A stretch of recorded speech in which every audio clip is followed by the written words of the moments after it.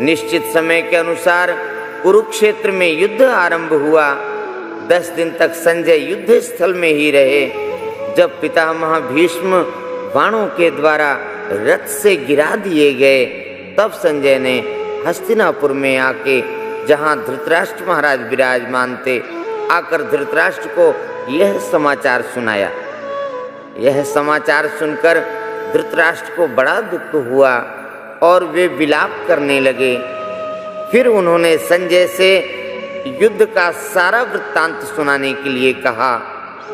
भीष्म पर्व के 24वें अध्याय तक संजय ने युद्ध संबंधी बातें धृतराष्ट्र को सुनाई और 25वें अध्याय के आरंभ में धृतराष्ट्र संजय से पूछते हैं और यहाँ से जो वार्तालाप चलती है वो श्रीमद् भगवद गीता का प्रागट्य होता है। बोलिए श्री कृष्णचंद्र भगवान की जय।